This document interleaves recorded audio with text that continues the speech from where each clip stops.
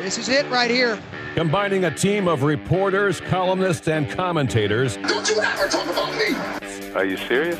Jack Ebling has brought thought-provoking discussion. What are you doing? That's a damn coaching mistake! Opinion. The customer is the one who decides when the future gets here. Oh, no! The ship is on fire! You have to check the report. Are you kidding me? That game was fixed. And overall infotainment. I'll take Jim Harbaugh. What has he done? Crazy cootie coming at you. Quiet, please. In exactly 15 seconds, we'll be on the air. Thanks, big fella. Don't you ever come back here again. No arguments. Those are called ass tunes. So buckle up. You talking to me? It's time for The Drive with Jack Ebling. Yeah, for some reason or another, you sound a little taller on radio. Great afternoon, Greater Lansing and beyond, and welcome to The Drive with Jack, the Spotlight, a radio network. Jack Ebling here with my producer, Boston Rob, in studio today. Beautiful facility here for Spotlight Productions. 105 West Allegan, 1 block southeast of the capital. 64 degrees today in mid-Michigan, and a little rainy, breezy out there, but we're used to that. Big show planned for you today, talking about a lot of different topics after the Pistons loss. They got Donovan Mitchell last night. Most of you saw that or know about it. 39 points, tying an NBA record and the best second half relative to a first half in playoff history. But we want to start talking about college football, a topic that is near and dear to many of our listeners' hearts, even with all the changes in the game. Want to welcome in Jim Gum from the Blitz newsletter in Cleveland, Tennessee. And tell people we're going to talk about Cleveland today. They get all upset. But this is Cleveland, Tennessee, not Cleveland, Ohio. Jim, it seemed like we're getting close now, less than 4 months away. Yeah, I mean, we're like we're about 110, 109 days, something like that, away from the beginning of college football. So always excited about that. And, there seems to be a lot of changes being talked about. Yeah. But really nothing in concrete just yet. Well, we know that the Big Ten, led by Commissioner Tony Petitti, wants a 24-team playoff. The SEC, Greg Sankey and company, in favor of a 16-team playoff, or at least they were the last time that they weren't talking. Interested to see where that goes. Where do you think we're headed? Well, here's the thing. The bottom line, the Southeastern Conference desperately wants to keep the conference championship game. Mm-hmm. And with that would make it more difficult to go to 24. Now, if they were willing to say, yeah, we'll just forfeit the conference championship game, then I think they'd be more open to the 24-team model. But the SEC, that's their baby. They began it in 1992. It's something that's near and dear to the hearts of a lot of people in the Southeast. So that's it. They won't come out and admit that, but that's really it. They just don't want to eliminate that game. And what makes it impossible to do both?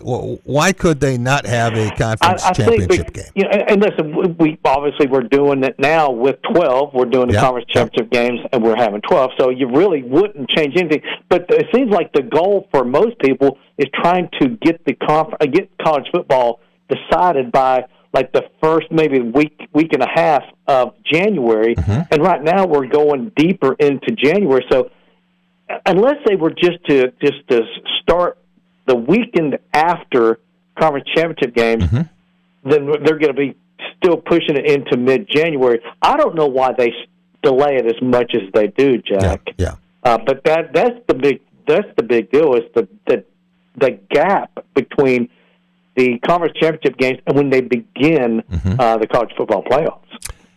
Yeah, and if they did have a 2014 playoff, and I am not an advocate for that, but if they did, then you could have, it'd be 16 teams playing the first week for spots 9 through 16. 8 teams would not be playing. And I'm guessing that in the SEC's case, those 8 teams would probably include the 2 teams that are playing for the SEC title. So it's not like they would have to play another week, and then, as you say, it's just a matter of making the schedule work. But there's been such a long layoff between the end of the regular season or the end of the championship games for conferences and the start of the playoff, and maybe they do that in mid-December or a week before and move it up that way. Right.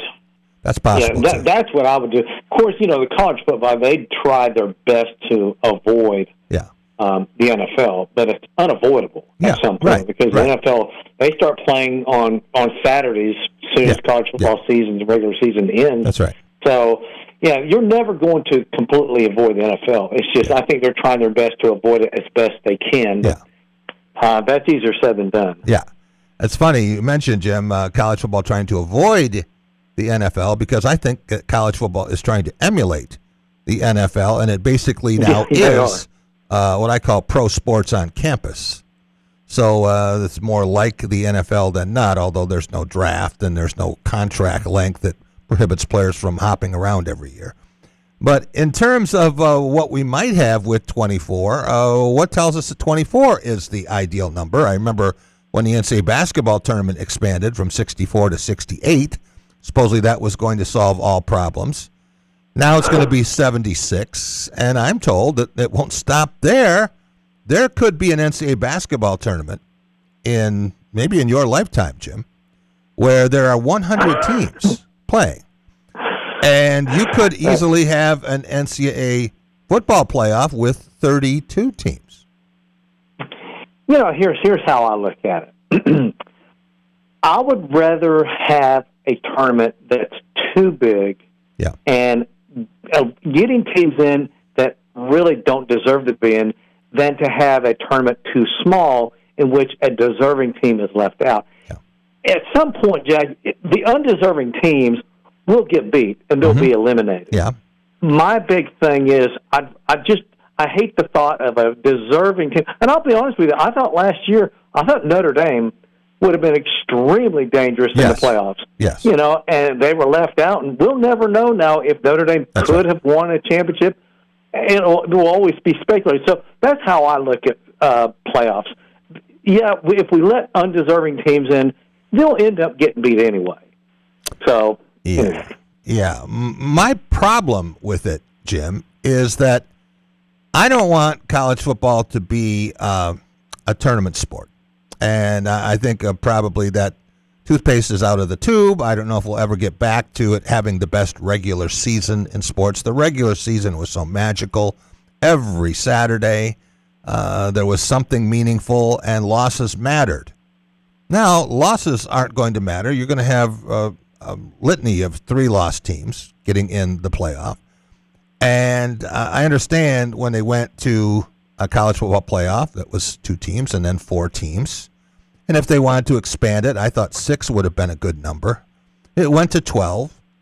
And I said, well, that's a lot of teams. But now I'm seeing that you can have a couple losses, a couple conference losses, and it's not doesn't really matter. You can get in anyway. So it tells me that the regular season will mean 2024. Yeah. Michigan in 2023 and Indiana 2025 perfect season. They won it, and it is what it is.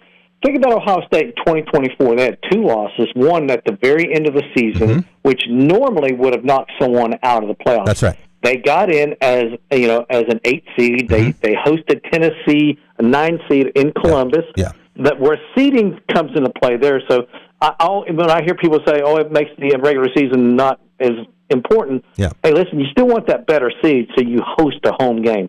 So they got Tennessee. They waxed them. Then they go to Pasadena, wax them, and then they got things rolling. They beat Texas, and then they beat Notre Dame. A 2-loss Ohio State team won national championship, and some people are like, "Well, they shouldn't have been in it." I'm like, "Yeah, but you know what? In 2024, I thought Ohio State was the best team in the country. Yeah, I did the entire year, and I know the upsets happen. My thing is, I'm okay with a 3-loss team being in. If they're good enough, they'll prove it on the field. I know that they have their chances in the regular season, but sometimes things just happen. Yeah. But I'm okay with 2 and 3 loss teams being in the playoffs. So that's all right. Maybe I'm a little different than some. Well, that's all right. We can agree to disagree on this. Sometimes Sure. It isn't the best team. They're trying to identify the best team. I think in many cases it's the most deserving team. And that Ohio State team, when it lost to Michigan, and that was a loss in Columbus, correct? Mm-hmm. That's right. That wasn't the best Michigan team. It wasn't a good Michigan team. And when you lose to your rival at home in a terrible performance, I thought, especially offensively by Ohio State, with all the advantages that Ohio State has, I think you played yourself out of the playoff. But that's just me. I want to talk about. Yeah, I mean, you can see what I'm saying. It's up for debate. And that's what makes sports great. You know, we can debate, and that doesn't make you right and me wrong, or me right and you wrong. It just we have a difference of opinion. That's right. I'm looking at the Blitz, the latest edition, and if you're not taking advantage of the opportunity to have the Blitz, then you're not nearly as smart about college football as you think you are. But you talk about the playoff dates and bowl sites for 26-27 and 27-28. Let's start with the upcoming season, first round, quarterfinals, semifinals, and the national championship. What can you tell us? Well, I mean, if you look at you can see that they are spread out once again. You know, our first round game is going to be the 18th and 19th, which is a Friday, Saturday, just like we've had the first 2 years. Yeah. And then we don't play another football game until December 30th. Yeah. See, that gap there is so large. Yeah. And then we play the semifinals another 2 weeks after that on the 14th and 15th. And then we wait until Monday, January 25th, to play the national championship game. So if you do the math and you look at these dates, you know, we're eliminating all these teams, but it takes from December 18th until January 25th. Yeah, too long. That's a long time span. Yeah, they could move it up at least a week, I think. Absolutely, yeah. What about the sites and where teams will be playing? And if the people want tickets to a national championship game, where should they be looking at flights? Well, I mean, in the quarterfinals, the neutral sites, obviously the first-round games are always going to be on campus.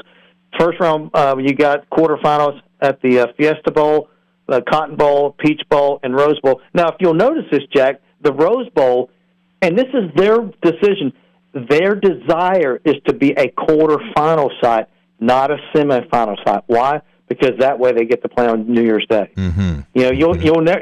Right now, the Rose Bowl, and that's their decision. They've said we do not want to be a semifinal place. Yeah, they value being a quarterfinal site more than a semifinal, only because of the date. Right. Yeah, it's a great information to have by your side throughout the season. In this edition, Jim, you talk about conference membership. And I found this fascinating, and I went back and looked at it, and I said, oh, yeah, I remember.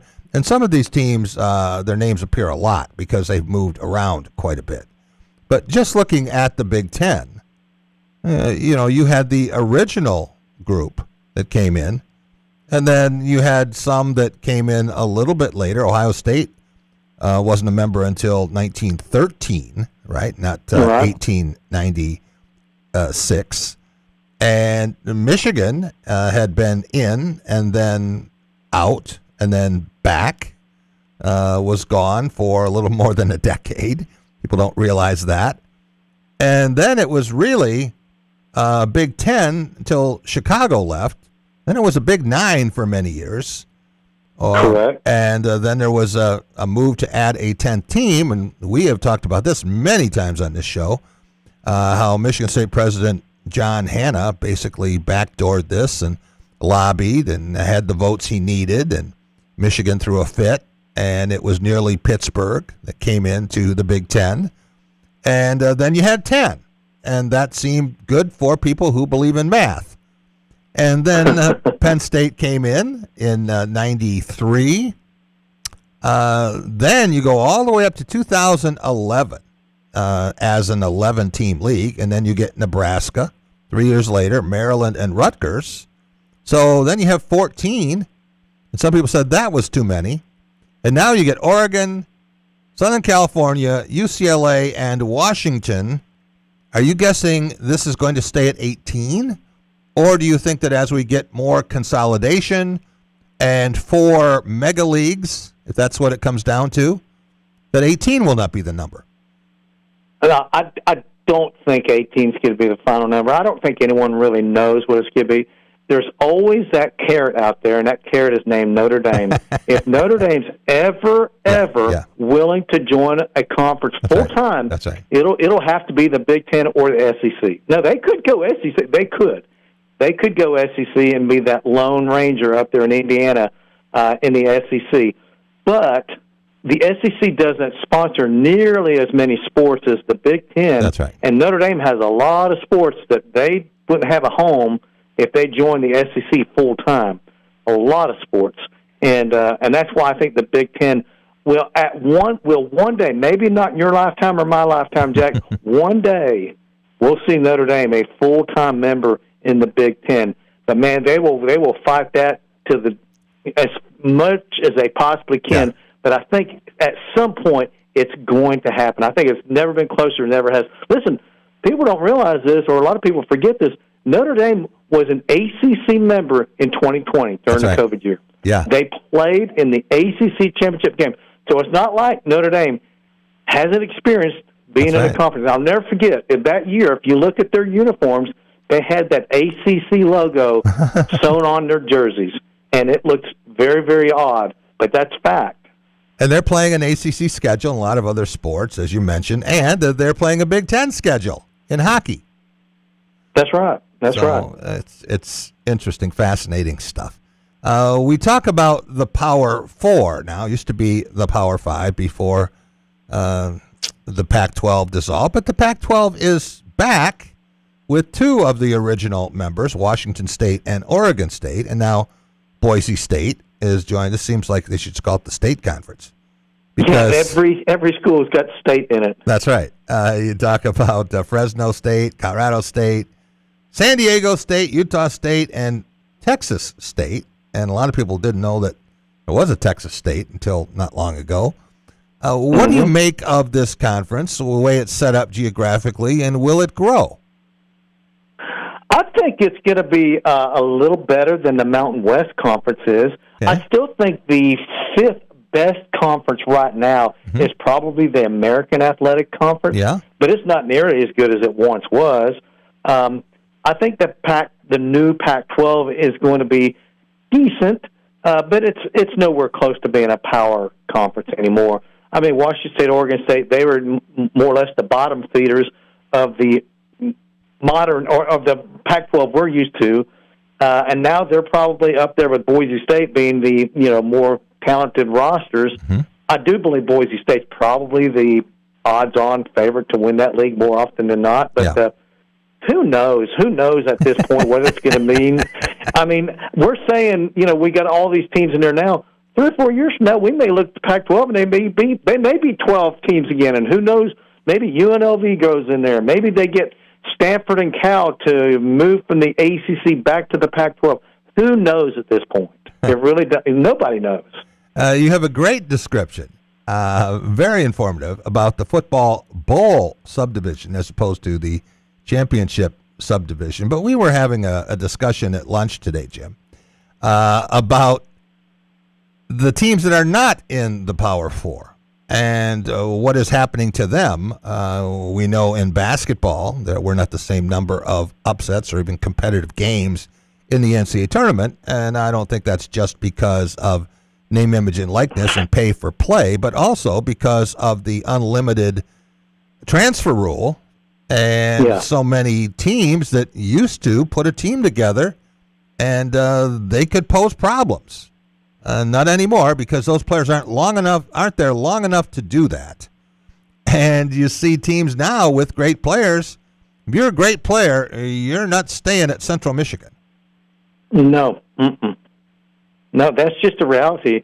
And that's a reality not just in basketball, but in all sports.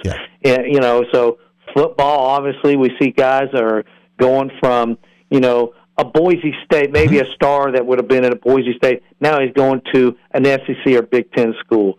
Same thing with players in the American Athletic, the Mid-American Conference. Listen, we had just look at the NFL draft. Yeah, How few That's players came from anywhere besides the Power Four. That's right. It was really, it's almost sad in a way. It really is in a way. It's sad, but that's just the reality of what we're. Because, like you said, Jack, as long as they have an unlimited number of times they can transfer, we're going to continue to do this. Now, if they ever to reel that in and say, hey, you can only transfer one time without sitting out, then we may see more of that. But right now, it's the wild, wild west. You used to have to sit out whenever you transferred, and I think that was a pretty good rule. You could transfer twice if you wanted to sit out 2 years. And I think there are exceptions that could be made for that. If your coach leaves, you come in for a coach, a different system, who didn't recruit you, doesn't believe in you, you should have the freedom to go. But I think now you got things you don't see in the NFL where rookies come in and they have a 3-year obligation, and they don't get to pick where they go. Right. You may be from Miami, but guess what, buddy? You want to play football, you're going to be in Green Bay. And exactly. So now guys can play. I don't know where they go to homecoming, but they could have 5 different teams that they have represented at some point. Well, it's so funny, Jack. You ever watch a Sunday night game, and it used to be, my name's Jim Bob, and I went to LSU. Yeah. Now they all say where they went to high school because they went to 3 or 4 colleges. What are they going to do? Say, I went to LSU, then I went to Texas, then I went to Oklahoma, and then I went to Michigan. So now they just give their high school. Yeah. I also think it wasn't that long ago that we saw number 1 overall picks in the draft. There was one from Central Michigan, offensive lineman, not that long ago, Jake Fisher, who was drafted number 1 overall. Going all the way back, remember Terry Bradshaw was number 1 overall from Louisiana Tech. You're never going to see a number 1 guy taken from a non-Power 4 conference school now. Yeah, I mean, honestly, it's going to be surprising if they don't go to the Big Ten or the SEC. Yeah. Because the ACC and Big 12, their best players are trying to find their way to the Big Ten and the SEC. I think the gap between the Big Ten and the SEC, between the Big 12 and ACC, is getting wider and wider and wider. I do too. And there's all this talk about the ACC is still. You still got schools like Florida State, Clemson. They are saying, you know what, that number's getting smaller and smaller. That we can buy our way out of this. Now, obviously, if they buy themselves out of the ACC, they got to have someone that's willing to get them. It's going to be either the SEC or Big Ten. Right. So they're not going to do that unless they have a guarantee of getting picked up, because they sure don't want to be an independent. And Jim, go ahead. No, I was going to say, and I don't think anyone's going to be an independent other than Notre Dame, and I don't even know how much longer that can happen. With conference enlargement or bloating, I think you're going to see not just a difference between the Power 4 and the rest. You're going to see a tremendous difference within the conferences. We're already seeing some of that, and you compare what Texas' budget is against some of the lower-rung teams in the SEC. Ohio State, the same thing in the Big Ten. It's double what, say, half the teams are, unless you have a salary cap. One of the big reasons, Jim, that the NFL has been as successful as it is the enforced parity. And they don't let teams spend more than others. In the NFL, it's a hard cap. In basketball, you have what they call the aprons, so you can go to another level, and they had the Larry Bird exemption. Baseball, you have a luxury tax, but that doesn't seem to bother the Los Angeles Dodgers and some other teams. So unless you want to say, okay, we want to try to ensure as level a playing field as we can, it's never going to be completely the same, because there are advantages that some schools have over others in tradition, facilities, all of that, history. But unless you try to keep peer institutions with roughly the same opportunities, I think what we're going to wind up with is a mega conference of about 12 schools. And they may be drawn from other conferences, but in football, they're going to be across conferences. And then you're going to have another group, maybe 50, that will be playing what most people consider to be meaningful football. And then you're going to have all the rest. Yeah, Jack, the schools, like you said, Texas, Ohio State, those schools, they don't want a cap. They love the fact that they can spend as much as they want because that's an advantage to them. Absolutely. They don't want to be on the same level as Purdue. That's right. They don't want to be on the same level as Mississippi State. They want to be up there, and so they will fight it big time. Oh yeah. To prevent any type of a cap. Like you said, Jack. I think if the NCAA, not the NCAA, but if people that run college football said no, we're going to put a salary cap on it, you'll see the exodus. You'll see that Ohio State and Texas in the same league. Yeah. Along with another, like you said, 15, 20 teams. And then it'll be the exclusive club, if you will. The Dallas Cowboys, if they decided that they were going to thumb their nose at the NFL rules and they were going to spend whatever the hell they wanted, Jacksonville would never get a player if there was no draft. Same thing maybe with the Tennessee Titans and a lot of other franchises. And you would have might makes right. And the richest teams would do that, but they don't. They don't. The whole is greater than the sum of the parts. And I look at what the Duke basketball is going to do this coming year, and have their own sponsored games. There you go. I mean, you can't tell me that the big dogs in college football wouldn't love to do the same thing. Oh yeah. Ohio State, Jim. Last thing for you. They had the revenue share disbursements. And Ohio State was number one, as you would expect, at, close to $100 million from the Big Ten. Penn State was right behind, and then Indiana was third. That surprised some people. But if Ohio State went on its own and just had its own deal, people have said it would be way north of that, and down the road could make as much as $300 million. Just Ohio State. That would be incredible. And Ohio State has to understand this, and the other schools like Ohio State that have that type of notoriety and that type of pull, you got to play someone. And if you do something like that, you may have people say, well, I don't want to play them, until Ohio State says, well, if you play us, we'll pay you $20 million. That's right. And then they say, where do I sign up? Right. But it would be there'd be a lot of envy, envy. Remember when Texas had the Longhorn Network? Yes. Everyone in the Big 12 was really ticked off. That's one reason why Nebraska left the Big 12. Exactly. So could you imagine that stuff? That would be crazy stuff, man. Jim, thanks so much for joining us again. Tell our listeners if they want an off-season fix, the best way to see the Blitz and to get excited about what's less than 4 months away. Yeah, the best way is just email me direct. Email me at jimgum.blitz@gmail.com. That's JIMGUMM.blitz@gmail.com. That's the best way to reach me. Jim Gum. If you don't have the Blitz, you're not as smart as you think you are. We'll be right back, and Tom Lang will be in here for another episode, another installment of The Long Drive, brought to you by Shanty Creek Resort. Be right back on The Drive with Jack.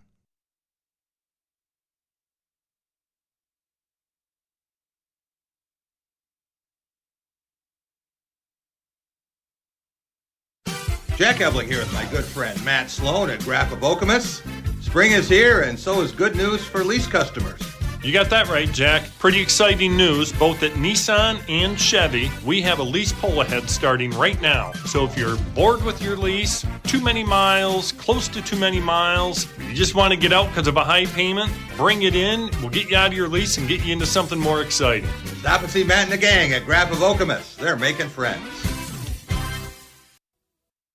So, it's been a while since you've had your jewelry cleaned and inspected, right? Where will you go and who will you trust with your most valuable and treasured heirlooms? At Meadowar Jewelers' 4 locations in Lansing, Okemos, Jackson, and Portage, jewelry isn't just our job, it's our passion. Each and every piece entrusted in our care is thoroughly inspected by our trained staff against damage or normal wear. And we offer you, our customer, the highest level of quality on repairs and custom designs. Whether it's worn out prongs, channels, or shanks, it's all handled with incredible care. Meadowar Jewelers in Lansing, Okemos, Jackson, and Portage want to help you preserve your memories and offer you options on creating new ones. Come in today for the cleaning and inspection of your jewelry. We continue to work hard every day to earn your confidence and trust. Dean Transportation is looking for compassionate people to join our team of school bus drivers and attendants. Visit deanjobs.com to see all openings. Dean Transportation provides paid training to obtain a commercial driver's license, increased starting pay, comprehensive benefits, and flexible schedules with no weekend shifts. No experience needed. Apply today at deanjobs.com and train for back to school season. That's DEAN jobs.com. Jeremy, I gotta ask, how do you always know where to go on the weekends? Easy. One North. It's basically my cheat code. What's going on there? Live music every Friday and Saturday night, DJ trivia during the week. There's always something happening, Jack. So I don't have to keep texting you for plans? Nope. Just follow all 3 One North locations on social media. Lineups, times, everything's right there. That might actually simplify my life. That's the goal. When you're looking for something to do, One North's the move. All right. See you there this weekend.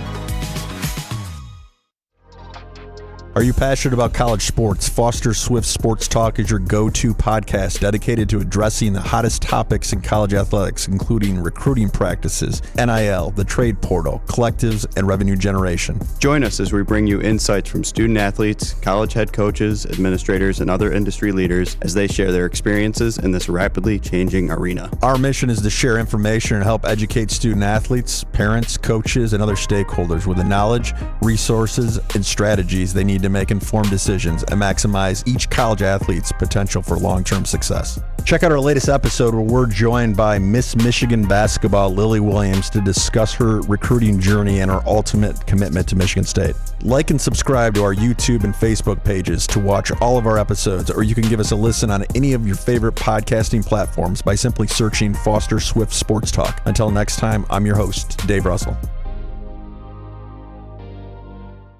Who knew? Fresh air is a destination. Breathe in the glacial carved canvas of northern Michigan's finest golf courses and have your breath taken away by scenic vistas from tee to green. The perfect place to perfect your game in more ways than one. The waves, woods, and wonder of Bel Air. Escape every day. Discover the magic of 90 holes at one resort. Shanty Creek Resort in Bel Air and online at shantycreek.com.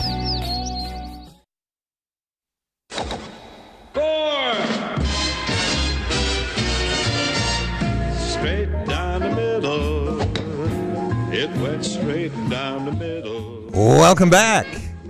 Drive with Jack, Spotlight Radio Network. A lot of people don't know the lyrics to this after a second straight down the middle. I used to. Yeah. It's an interesting song. Jack Ebling here with Tom Lang from migolfjournal.com. Mm-hmm. A great source for news, information, entertainment on everything about golf in the state of Michigan. We try. Yeah, and you've been busy. You're on the road today. I was. Meyer LPGA tournament had their media day, and we're going to talk to Lexi Thompson here in a little bit. Blythefield? Blythefield Country Club turns 100 in 2 more years. Tell you what, we're getting a lot of courses, getting close to this centennial, Tom. 1920s were pretty hot in Michigan, and then the 30s maybe a little bit more. Well, we have some very special guests with us. We have, of course, on the phone, Lindsay Southwell from Shanty Creek. Hi, Lindsay. Hello, guys. How was your Mother's Day? It was fantastic. I went golfing. Tell us about that. Well, you know, it's a little cold here still yet in northern Michigan, but it looks like the weather's turning this week. I wore my long underwear and and gloves between holes and brought my blankets, but it was a good time. You decided not to break the course record on Mother's Day. You said, I'll let someone else keep it a little bit longer, right? Yeah. I did. I don't want to take it right as the season starts. Yeah, nice. Well, as a man, that tells me that your husband and children truly, truly love you. To go out in that weather. Yeah, they were pretty insistent. I will tell you, as the woman, I wasn't so sure about it, but we had a great time. What can you tell us about a round like that with your family? Now, did you make them hit from the tips? What did you do? No, I did not make them hit from the tips because I'm better than them all. Oh, nice. And my husband would totally agree with you in that, in all seriousness. I believe it. So we did a mom versus father and sons scrambling together. Mm-hmm. Mom on her own, father, son scrambling together, and I still won. There you go. I know where to get some lessons here. I can exactly get a tip or two the next time we have Lindsay on. Well, speaking of lessons, Shanty Creek tries their best to help cater to women. Is that correct? Oh, absolutely. We have a lot of different courses, and I think just in general, Northern Michigan golf seems intimidating for women because there's a lot of distance on our courses, but it doesn't need to be intimidating. If you can play courses smart, you don't really have to worry about the distance so much because a lot of our courses just require accuracy, and so you can stay in between the tree lines, if you will. So a lot of good golfing up here for women, and we have special programs catered to women. 2 of our golf schools during the summer are specifically designed for women. They're 3-day golf schools, so you get some lessons in there, you get some playing times in there on our more women-forward courses, and really hones into what is a woman looking for in improving her golf game at Shannon Creek. So, you can be a beginner and not know anything. You could be a little bit more of a skilled golfer. It doesn't really matter your ability level. It really is catered to your playing ability. Tom, I have heard this from a couple of men, and I have to be very careful how I say this because it's certainly not meant to be disparaging, but they were talking about going to a tournament, a men's tournament, and watching a practice round or sitting at the range and trying to pick up little things. And they said, you're wasting your time. For sure. Because those players aren't playing anything like the game you are playing. What you should do is go to one of the women's tournaments in this state, and you'll understand what someone can do if they drive the ball 260 or 270 yards or 240 yards or whatever the case may be, and it's a much better way to maybe pick up 1 or 2 things can help you along the way. Absolutely. Watching an LPGA golfer is going to be a lot better for the average male amateur, translating it to their game, without question. Yeah. But, Lindsay, if you're like most places, after you have the ladies come visit you guys for some lessons and group fun, I assume you take surveys afterwards. Are there any things you've seen on the surveys that you're hitting the right buttons, or, hey, we never thought of that, maybe let's add it next year, anything like that? We have been told we should not call it Our Ladies Golf School because it's too much fun, and school isn't fun. Well, they still use the word school with qualifying schools, so on the tour. Right. That's not fun. And that's not fun either. So,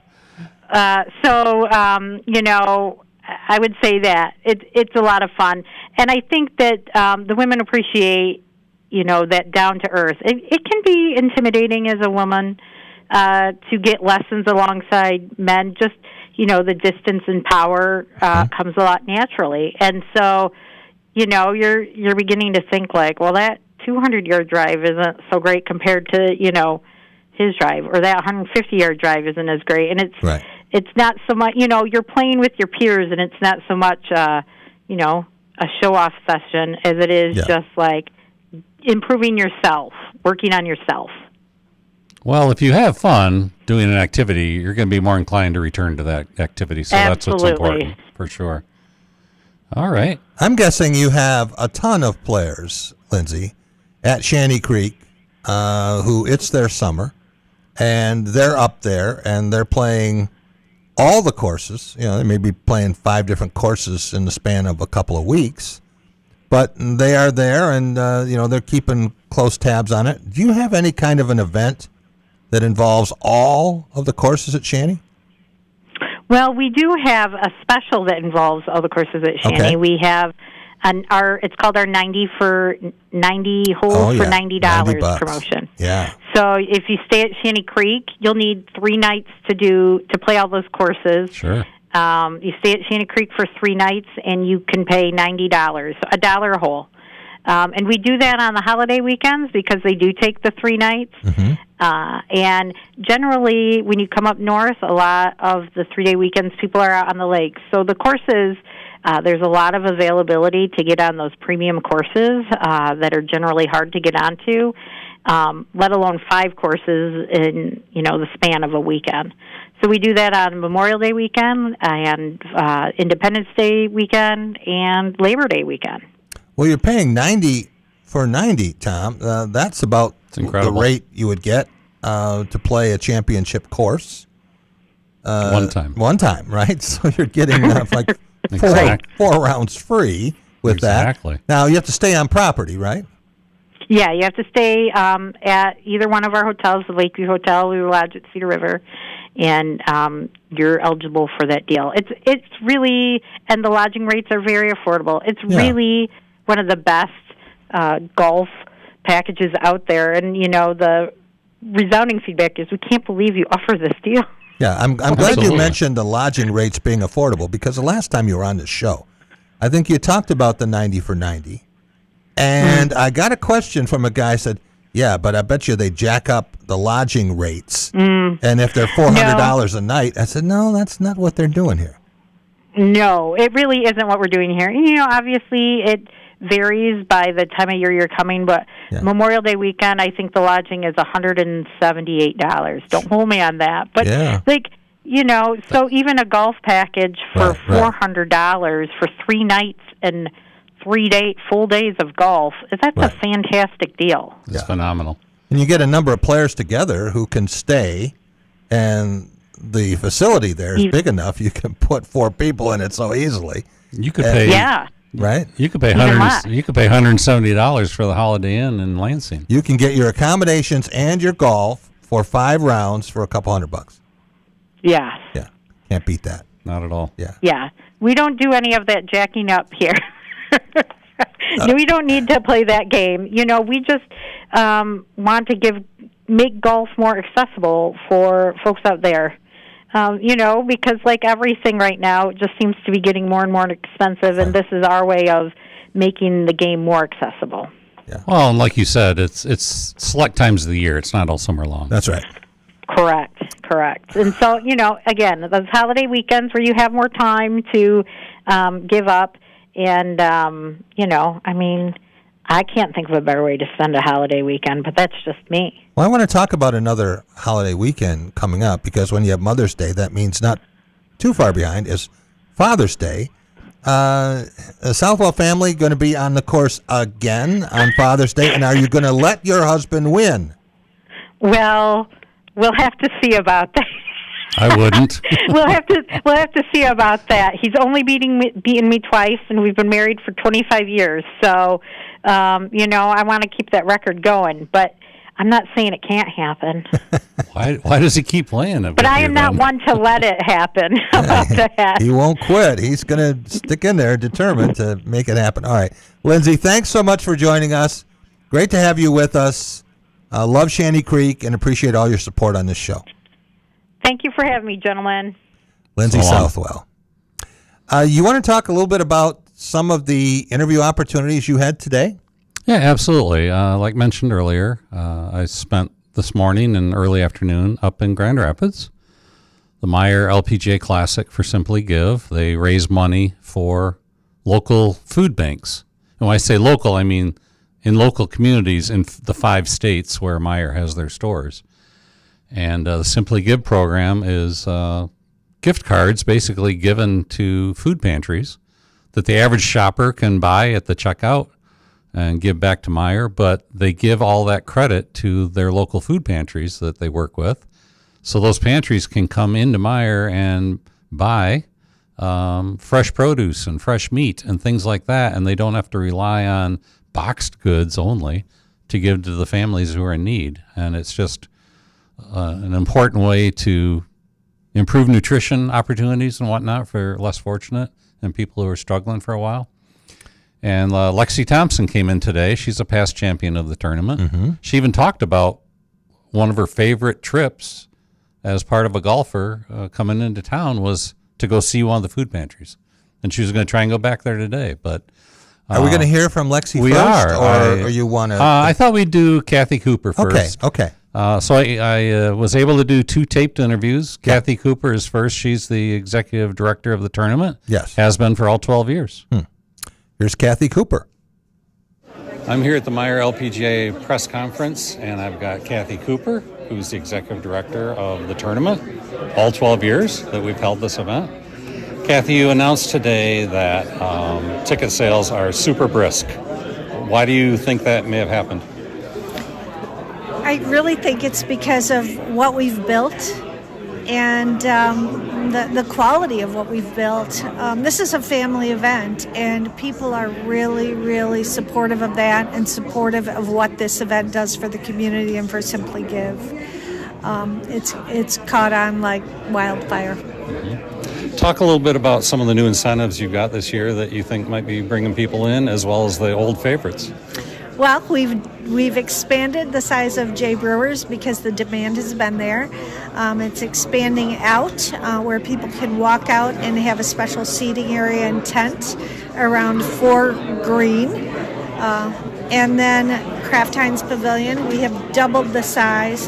That Kraft Heinz Pavilion is really an undiscovered secret. Great golf viewing, 18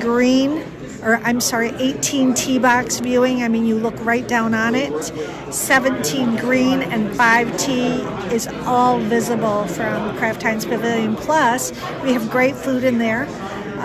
Some local restaurants, and Kraft Heinz has curated some food. An amazing place it will be. Oh, absolutely. And you've got Lexi Thompson, who has committed to come back, a past winner. What do the players say to you guys, in advance and while they're here, about why they like to keep coming back? Well, you know what? They like coming back. They love this community. They love how well they're received. They love what the community does here to support the tournament. The fact that this tournament is all about Simply Give and feeding hungry families. We heard Lexi speak this morning, and not only that, Blythefield is truly a great course to play. They love playing the course, so it's a lot of things. Thanks so much for your time. Tom, this is one of your favorite events, if not your favorite, of the stops, right? It is. It's great for Michigan. I've always given Meyer credit that they were the first corporation that raised their hand after the Buick Open disappeared, and they were willing to take a chance and try to bring golf back to the state of Michigan, pro tour golf. Mm-hmm. It's probably about 4 or 5 years after the Buick shut down. Yeah. But I've always remember the LPGA from being here. Yeah, absolutely. Oldsmobile Classic. Yeah. Right? Absolutely. So, and it's saying a lot when it's number 1 on the Lang list, Rob, because we know how much he loves live golf. Not. Yes and no. It's got its positives. But she's not kidding about she mentioned J Brewers, and that is an incredible hospitality tent. It sells out first. It used to be $60. It could be up to $80. But anyone in the public, you don't have to have corporate ties or anything like that. You can buy the ticket, and it's food and drink all day long. All you can eat, all you can drink, plus the golf and great viewing, and it's very, very popular. And the food is outstanding. All you can eat, all you can drink, all day long? Yep. I know some people who might be there. What about Lexi, one of your favorites? We've talked with her before. You have, certainly. Should we hear what she has to say? Yeah, she's a fan favorite, of course. She has won at the Meyer before. I want to say it was around 2019, but I can't be 100% sure. Mm-hmm. And as a lot of people know, she's officially retired, but she keeps playing. Yeah. So she loves this tournament enough. She's coming back. Let's hear from Lexi Thompson. I'm here with Lexi Thompson at the Meyer LPGA Classic in Grand Rapids. She's come in today to help promote the tournament. Lexi, you've won here before, and you've already committed to come back this year. Why? What is it about this place or this event that attracts you? Yeah, I think it's probably our best event on our schedule. I love coming to Grand Rapids. Just the hospitality that we receive here from the course staff, the volunteers, the fans. You feel like you're part of a family every time you come here to the event. And I think, set aside the golf part, of course, the Blythefield is always in great shape for us. We can always guarantee that, but just to receive the hospitality that we do, we always look forward to coming here. Now, a lot of people talk about this almost like a major, as far as they brag about the course, the surroundings, the fans, everything. What are some similarities you see of this event being like a major? I would say, first off, I know I've already said the hospitality, but the build out on the golf course with the stands around 18, the Jay Brewers tent that they make for the fans, the play area for the kids. Tournaments don't just do that, and that's what Meyer really does great with this event. They build out, the support that they have with the community here. It's one of the best. I think people who might not come here for the event but watch it on TV, they'll be shocked at how deep the fans are behind the ropes, right? Yeah, especially like the last few years. There were some holes that it was about 3-4 deep, and then around number one, that one side gets at least 4 or 5 deep. So it's just incredible to see how the community really gets behind this event, and also that Meyer gives back to the community as well. Absolutely. When you've won here or when you win anywhere, talk about the dynamic between, are you just hot that week, or is it about courses fitting you, as I've heard that phrase before? Can you talk about that dynamic a little? Yeah, I think it's a little bit of both, but I have won on golf courses that didn't suit my game that well, and you kind of do get on like little streaks, and then you kind of just got to roll with it and not let the pedal up. But yeah, it's all a matter of, if you feel comfortable with a golf course, it does wonders for the mental side of the game, because golf can be such a mental sport. So, a golf course that suits your eye, and then, if you feel good about your game, you kind of feel like that you can just go out there and play aggressively. Okay. This is the first year that they've arranged the schedule to have the Dow Championship and the Meyer LPGA back-to-back. Can you talk about how much better that is for players like yourself, that you don't have to do the travel to another state in between and that kind of thing? Yeah, it does wonders for us to be able to just hop in a car and kind of leave whenever you want. And I forget how long the drive is from Midland to here. Maybe 2 hours. Yeah, it's so simple. We would drive 8 hours if we would, to not hop on a plane and go through the stress of being in an airport. So I think it helps out us a lot, but I think it also helps out the tournaments as well, because then the players want to play in both events. Okay. One last question. How do you feel the LPGA Tour in recent years and over all the years has helped grow the game, and especially maybe attract young girls and stuff like that? How the LPGA has? Mm-hmm. I was just saying that before. Ever since I turned pro in 2010, just to see the amount of events that we've added to our schedule, the amount of sponsorships that we've built with sponsors, and TV coverage has been huge too, and the purse growth. It's incredible. I think what LPGA does is to just show that little girls can follow their dreams and get a club in their hands at a young age. And, with the LPGA Girls Golf Program, and there's so many golf programs involved with little kids now. And I think that's what you need. You need to make it more fun for the little kids, to get them interested. And then they're out there watching us on tour. And, with, the girls on tour, we all need to make an impact on their lives. We need to sign the autographs, take the pictures, because that's what sticks with them. Good day or not, that's what it's about. Thanks so much for your time. Yeah, you're welcome. Tom, the dates again for the Dow and the Meyer are?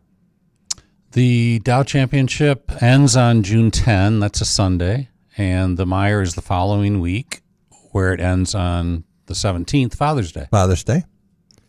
Same as the U.S. Open.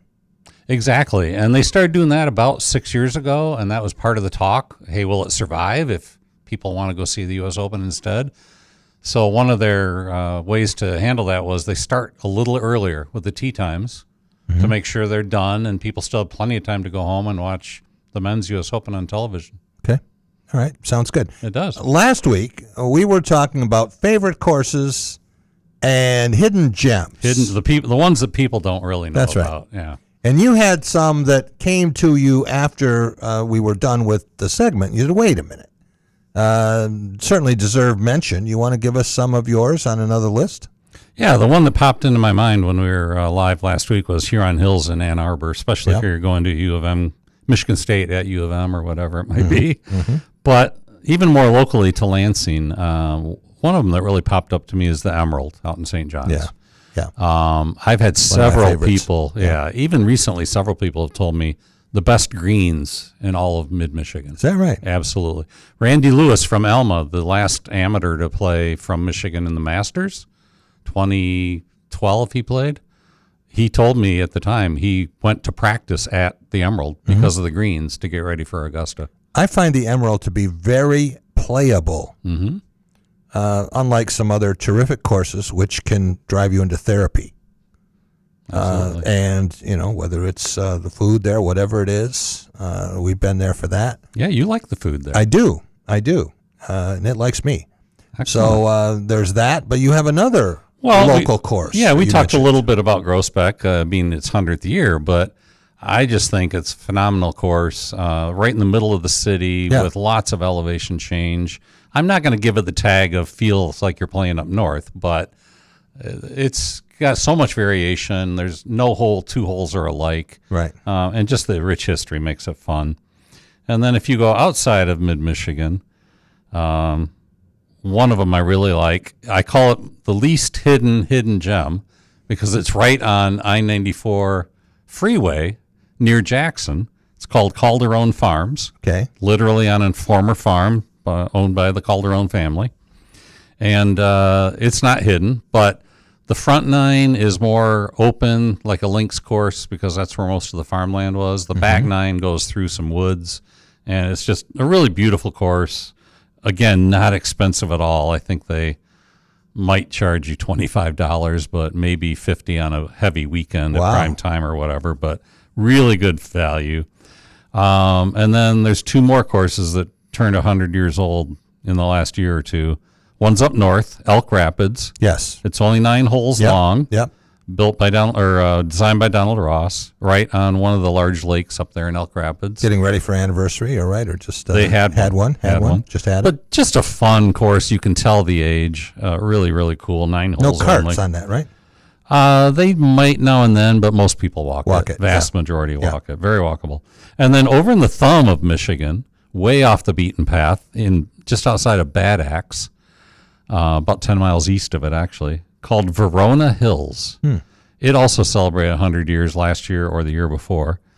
And you think of the thumb and Bad Axe and farmland and flat as a pancake, and most of that region is. But this little pocket of property called Verona Hills is very hilly, lots of elevation change, just so dramatic and a lot of fun. And they put a lot of money into their kids program. They built a little short course in what was an open area. I can see a feature coming for migolfjournal.com. Lots of features. Lang's Hidden Gems, right? I should. Each month you profile one of these courses. People know about it because there are people who, they get intimidated by playing some of the courses with the big reputation and crowds, and it gets a little pricey sometimes. So that's great. I had one other question for you before we let you go. Sure. This is PGA Championship week. It is. And we're going to have Bob Fossum and Burton Smith with us. Do you have a player who you say watch out? Could be someone who you know or someone you've been watching this year you think is ready to win a major. Well, I always love Scotty. He's gotten a little snippy with some media questions in the last 3 or 4 months, but I don't know, because that's totally against his character. Totally against it. So I'm not sure what it's about. I think it was way out of bounds at the Masters. A couple of times. So, but he's always a favorite of mine as far as playing. You cannot deny Cam Young. He's just hotter than a pistol right now, as I heard Rob is taking notes. So that try Cam Young there. Yeah. He did. Rob did well though the last. Yeah, time I took Cam Young at the. You did at the Masters. Yeah, so I've been keeping an eye on him for sure. There you go. Yeah. So those are my two front runners right now. But what would be cool is if Alex Fitzpatrick, Matthew's brother, could make some noise, which he did this past week. I don't remember where he finished, but pretty sure it was top 10. Nice. At the event this last week. So he's a less known player, plays on the European Tour, but it's kind of cool. Tom Lang, our guest, co-host, I should say, from migolfjournal.com. We will be right back, and Tom Crawford is going to be with us, and we'll talk college football, college basketball, and the Detroit Pistons. Big night last night for former Wolverine, he's not a former Wolverine, but former Wolverine player, Karis LeVert, and everything that Duncan Robinson did not do, Karis did. We'll be right back on The Drive with Jack. Who knew? Fresh air is a destination. Breathe in the glacial carved canvas of northern Michigan's finest golf courses and have your breath taken away by scenic vistas from tee to green. The perfect place to perfect your game in more ways than one. The waves, woods, and wonder of Bel Air. Escape every day. Discover the magic of 90 holes at one resort. Shanty Creek Resort in Bel Air and online at shantycreek.com. Dean Transportation is looking for compassionate people to join our team of school bus drivers and attendants. Visit deanjobs.com to see all openings. Dean Transportation provides paid training to obtain a commercial driver's license, increased starting pay, comprehensive benefits, and flexible schedules with no weekend shifts. No experience needed. Apply today at deanjobs.com and train for back to school season. That's DEAN jobs.com. Jeremy, it's finally patio season. About time. And not just any patio, Amy. One North patios. We're talking sunshine, cold drinks, and that perfect I should have left work early vibe. Lansing, East Lansing, Jackson, each one has got its own patio personality. Whether it's brunch in the sun, happy hour with friends, or late night cocktail under the lights. It just hits different outside. Great food, craft drinks, and plenty of space to kick back. So grab your crew and claim your spot. One North Kitchen and Bar, your table's waiting. Outside. Let's go.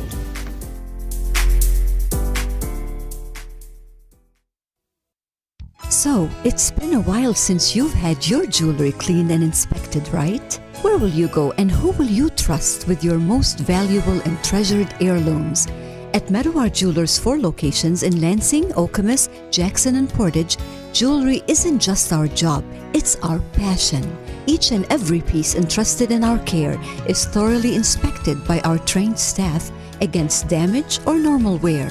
And we offer you, our customer, the highest level of quality on repairs and custom designs. Whether it's worn out prongs, channels, or shanks, it's all handled with incredible care. Meadowar Jewelers in Lansing, Okemos, Jackson, and Portage want to help you preserve your memories and offer you options on creating new ones. Come in today for the cleaning and inspection of your jewelry. We continue to work hard every day to earn your confidence and trust.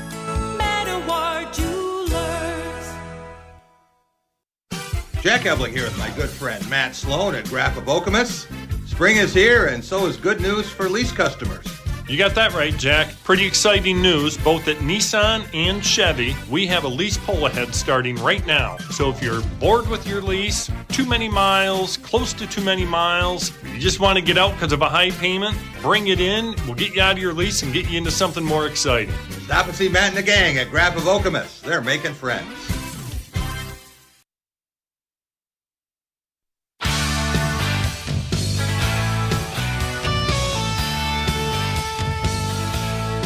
Welcome back. It is The Drive with Jack, the Spotlight Radio Network. Jack Ebling here with my producer, Boston Rob.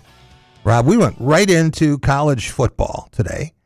And then our weekly golf segment with Tom Lane. We haven't really talked about the Pistons and what happened last night. Looked like at halftime they might take a 3-1 series lead. They had a 4-point lead, and it was... Not so fast, my friend, as a... No.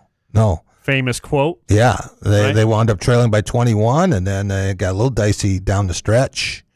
Kenny Atkinson actually had to put his starters back in the game in the final minute. But it was... it's a best of 3 now. That's right. Best of 3, and the Pistons are home twice, including tomorrow for Game 5 at Little Caesars Arena. I want to welcome in Tom Crawford, Bluebelly Tom, my broadcast partner for more than 24 years, the most frequent panelist we have had on Press Pass on Sunday nights on Box 47, and my partner for the podcasts of Big Ten basketball that were very popular. And Tom, I think it's pretty clear we're going to continue this in football season now.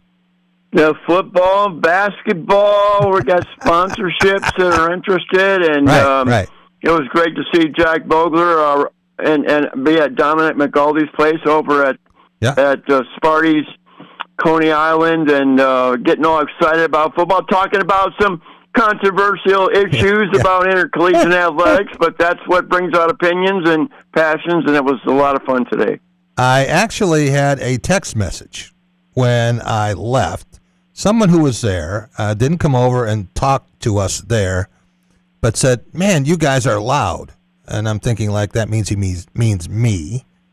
And, we were kind of tossing some things back and forth, but there were people who stopped eating to watch us and listen to us, and I didn't know that we were the entertainment for the day. Yeah, we maybe should need more proper spacing between us. It's pretty tight in there. Dial that down a little, yeah. But, hey, you know what? You only live once, and we're passionate, and we infotain, right? Just like we do on our podcast. And so you got a free remote there out at Sparty's Coney Island today in Frandor. If anyone is interested, Tom, in joining Sparty's and Retirement Protection Services, and we didn't know what we were really getting into with basketball. We didn't know how it would take off, but we're going to have 4 to 6 sponsors for these football podcasts that we'll be doing before games, and maybe as a lead up to the weekend, and then after games for Michigan and Michigan State. And if someone is interested, where do they reach you? Well, obviously, you can reach me at tom.crawford91@gmail.com, but just go out to YouTube, our YouTube channel, at Tom's Take Community, all one word, you can find out how to contact us. And you can see the podcast that we did in the postseason for both Michigan State and Michigan basketball. It's a great sample of it.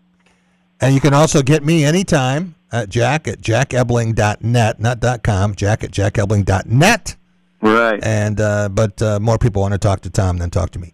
No, it's not the case. I want to talk about last night.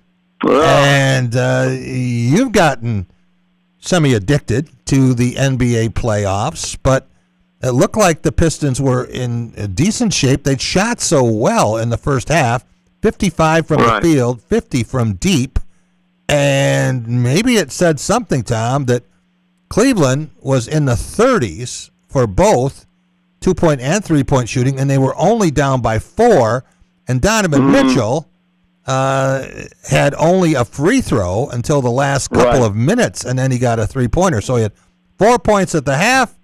I don't know if anyone thought he would get 39 in the second half, tying an NBA playoff record. And the only other guy who had 39 in a half of an NBA playoff game was Eric Sleepy Floyd.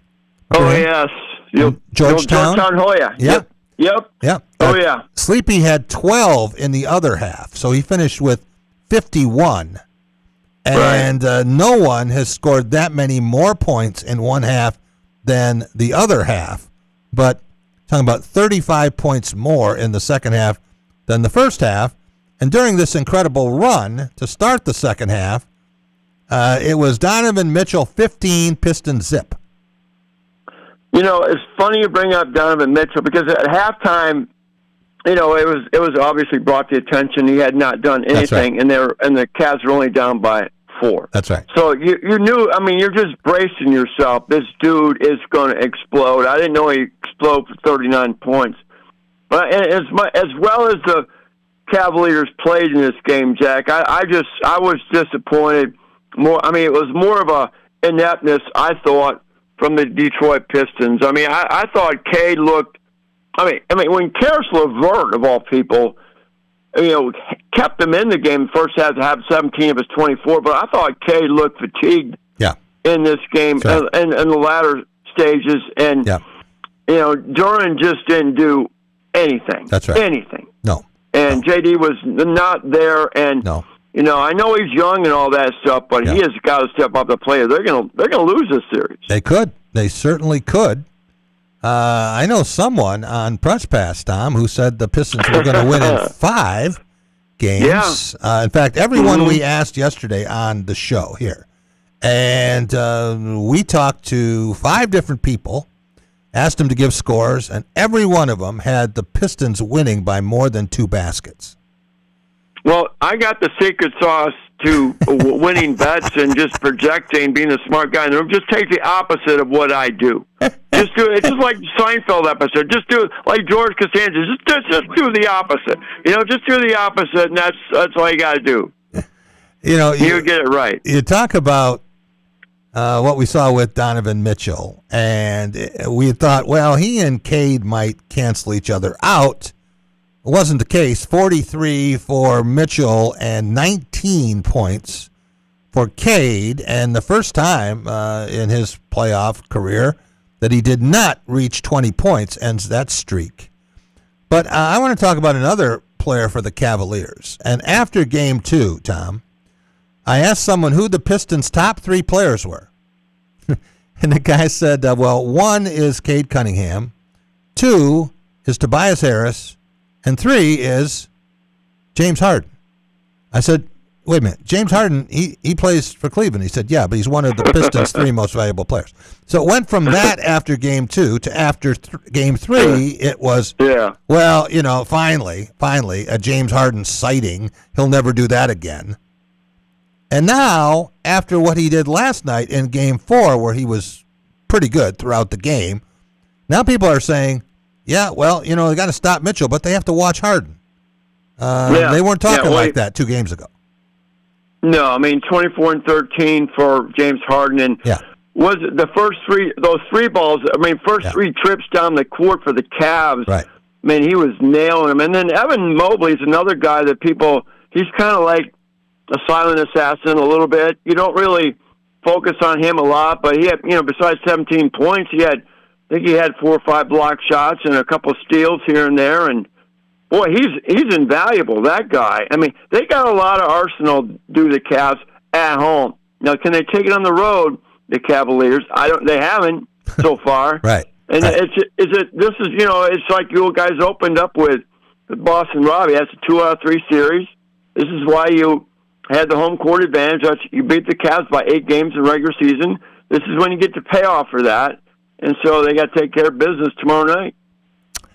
Tom, Cleveland has now played 11 games in the postseason. And they've won every home game, and they've lost every road game, which, if it continues, would be good news for the Pistons. But the Pistons have a chance to do something that has never been done in the NBA, and never is a long time. But I'm not saying it's going to happen. I don't think it's going to happen, but I could see 3/4 of it happening. No team has ever won 4 7-game series in the NBA playoffs. Oh, I did not know that. Yep. Yeah. Wow. Yep. Only twice has a team won 3 7-game series in the same year. But the Pistons, pretty likely to go to 7 games against Cleveland, could have a 7-game series against the Knicks if they beat Cleveland, and they would have home court advantage for that, so they would have a Game 7 at LCA. They could tie the record with a third 7-game series there, and I just don't know if any team could take Oklahoma City to 7 games. Yeah, and also our Thompson's got to step up if they want to win any of the in any way, fashion, 6 or 7. And Duncan Robinson, my God, he had 2 shots he took.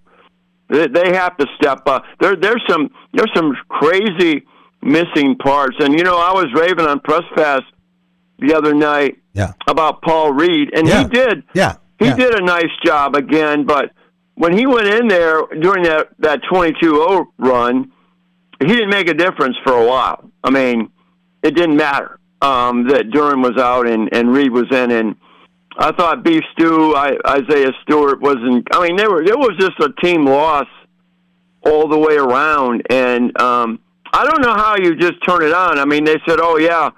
Post-game, Cade Cunningham, he had that look in his eye again, like this is not happening. He had the same look the other night. Right. And for 19 points out of him, that's a bad night at the office. And so he's got to step up as well. Tom, the guy who really came through like a champ for the Pistons last night was Karis LeVert off the bench. And, I kind of thought, well, Karis, we've seen his best basketball. He was terrific last night. Not just scoring. He had 24 points in 31 minutes and shot the ball very well. And he had a lot of energy. It wasn't just hitting open shots. But if the Pistons had won, he would have been the big story. He was at halftime. But it's interesting because Duncan Robinson, after introducing himself with his junior high, came out and scored 4 points in 29 minutes and had 1 rebound. And then LeVert comes in, and he is a star. So, Michigan was well represented, just not by the guy I thought. Yeah, and Karis, maybe going against your old team, that gives you that extra juice. I don't know what. He brought a lot of energy. I mean, he has all year. I mean, in the playoffs. And I'm going to go back to what you talked about the play. I mean, I dial in the NBA in the playoffs, right? College basketball is all-consuming to me, especially this year. Yes. But when in the playoffs, I mean, I dig deep, and I watch all the playoffs.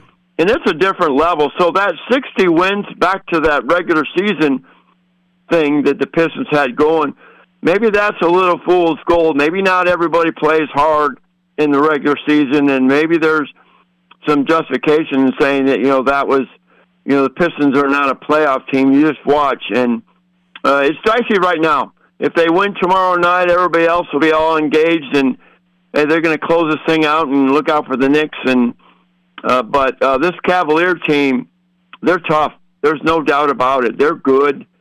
And James Harden doing what he's doing. I mean, guy still doesn't play a lick of defense, but man, he was good offensively. So, at the risk of giving the Pistons the kiss of death, what happens tomorrow night in Game 5? Oh, jeez. And people do the opposite. No, I think, in all sincerity, I think they win tomorrow night. I mean, they're going to protect home court. I think they're going to do that. But I'm not going to catapult forward and try to project Game 6, I'll tell you that, because let's just take them one at a time. I think they win tomorrow night, and they'll be up 3-2. Yeah. 2 opportunities to close out, 1 on the road, and then 1 at home. All right. Did you stay up to watch the Lakers trying to extend their season against the Thunder? No, I didn't. When the Pistons played that bad, I checked out. That was an 8:00 tip tomorrow, so I was done. Yeah. I was done after that. Did you watch the Lakers? I did, and of course that's prime time for me. But yes, and the Lakers were down. You thought they were done. People were writing the epitaph, and they came back. They actually took a 5-point lead in the fourth quarter. But the Thunder are so good and so deep, and when the Lakers went to their bench. And then there was a coaching blunder by J.J. Redick at the end. It really hurt his team, I think, when they had a chance to tie it in the last seconds.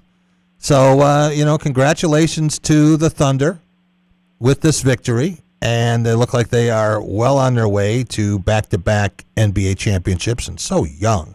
And they're doing this without Jalen Williams, who may be their second best player, maybe their third best player, depending on what Chet Holmgren does. He's their second best player. Yeah. And SGA was SGA last night with 35. It's weird. You have a couple of 4-0 sweeps sitting there. All these teams going to. I'm talking about the Thunder and the Knicks. Are they going to sit around and get stale? That's right. This is almost like having, like in college basketball, NCAA tournament with the bye thing, with the Big Ten tournament. Yes. Is it going to work against those teams?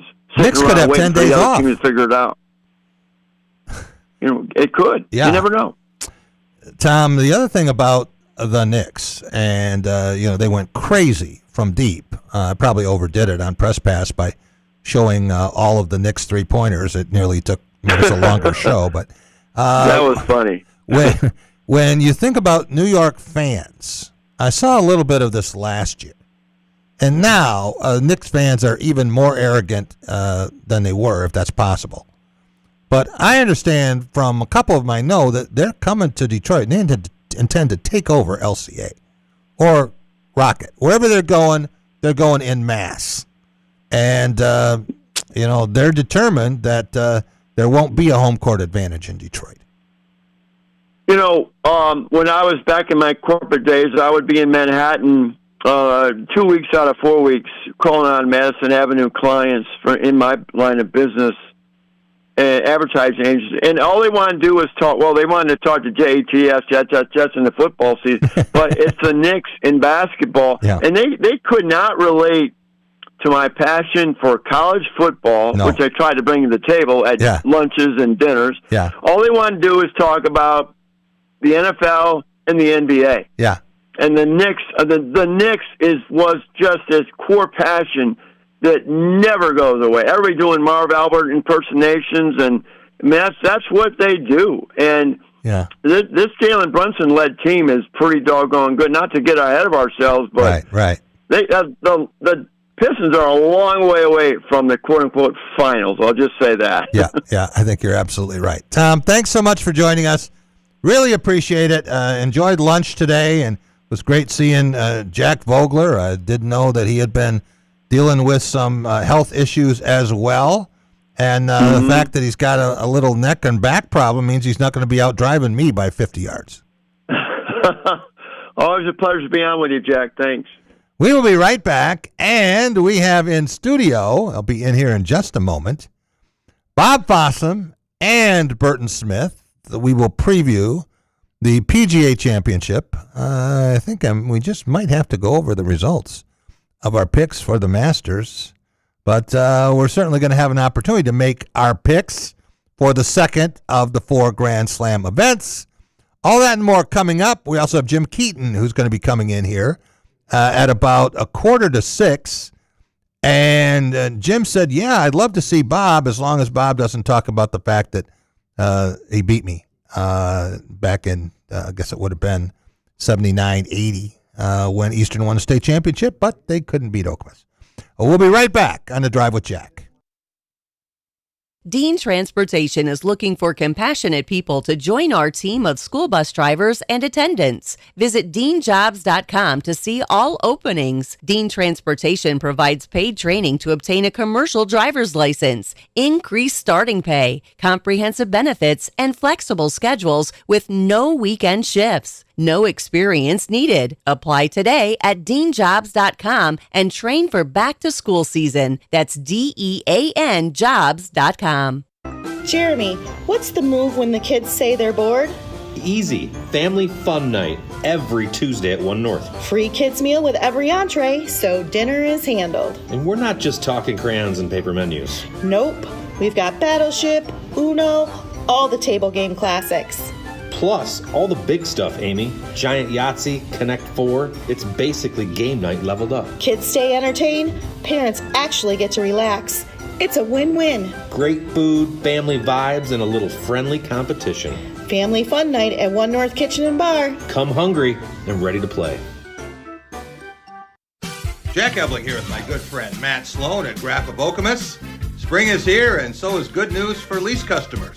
You got that right, Jack. Pretty exciting news, both at Nissan and Chevy. We have a lease pull ahead starting right now. So if you're bored with your lease, too many miles, close to too many miles, you just want to get out because of a high payment, bring it in. We'll get you out of your lease and get you into something more exciting. Stop and see Matt and the gang at Graph of Okemos. They're making friends. So, it's been a while since you've had your jewelry cleaned and inspected, right? Where will you go and who will you trust with your most valuable and treasured heirlooms? At Meadowar Jewelers' 4 locations in Lansing, Okemos, Jackson, and Portage, jewelry isn't just our job, it's our passion. Each and every piece entrusted in our care is thoroughly inspected by our trained staff against damage or normal wear. And we offer you, our customer, the highest level of quality on repairs and custom designs. Whether it's worn out prongs, channels, or shanks, it's all handled with incredible care. Meadowar Jewelers in Lansing, Okemos, Jackson, and Portage want to help you preserve your memories and offer you options on creating new ones. Come in today for the cleaning and inspection of your jewelry. We continue to work hard every day to earn your confidence and trust. Who knew? Fresh air is a destination. Breathe in the glacial carved canvas of northern Michigan's finest golf courses and have your breath taken away by scenic vistas from tee to green. The perfect place to perfect your game in more ways than one. The waves, woods, and wonder of Bel Air. Escape every day. Discover the magic of 90 holes at one resort. Shanty Creek Resort in Bel Air and online at shantycreek.com.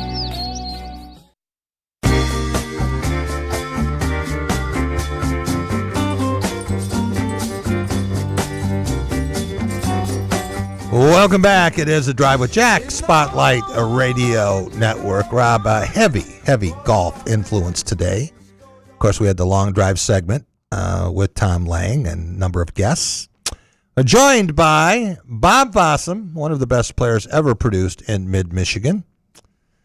Just telling us about shooting a 67 at Crystal Downs with a triple bogey. I just can't even conceive of that.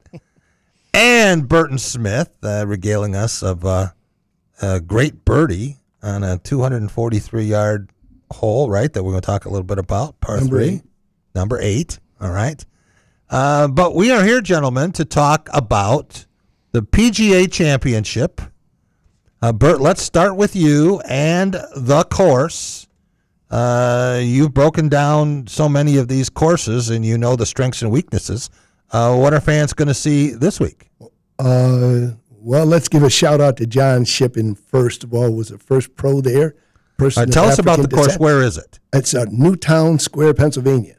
Okay. And it is long, and Gil Hanse enhanced the bunkers, so this next PGA Championship, it's like he almost took bunkers and split it in half so that there wouldn't be a case of where you would just fall right back into the middle. The middle there is kind of like a little sliver of grass in between a lot of these bunkers. So, all right. And for people who aren't familiar with this course or the name of this course, how many majors or big-time tournaments? Lots. Gary Player won there. It says back in the early 60s, beat Bob Golby. Aronimink. Yep, Aronimink. Yeah. It says, and it said, you had like a number of players, par 70, and it's over 7,300 yards long. Pennsylvania is a big state, and has a lot of character. Where is it in Pennsylvania? Just a suburb of Philadelphia. Okay. It's right on the other side. You don't have to go very far from there to get to Marion. You don't have to go very far to go to the Philadelphia Athletic Club. Mm-hmm. Yeah. Would Marion be the number one course in that part of the state, Bob, would you say? If Oakmont is in western Pennsylvania. But, then, in Philly, it's Marion and Aronimink's only about 8 miles away from Marion. So those two are. Have you played either of those courses? I have not. No. But Bird has. What are you going to tell us? Well, yeah, I shot 78 when I played at Princeton, and that was medalist for us, but we didn't win the meet with Villanova and Lehigh. And this great birdie on number 8, how far was the putt? 25 feet. So you hit driver? Driver to 25 feet. Putter. Yeah. Don't see many birdies that way, Bob. Driver, putter. No. That's a good 2. Kind of strong. Yeah. Really. Bob, I would have thought that with the Bert's strength, that would have been 7 wood or 4 iron or something like that. Back in the day, though, that was persimmon days. Okay, that was a poke. That was strong. A persimmon driver that we the ball hit that you had, right? 242 yards with a balata ball. Yeah. Yep.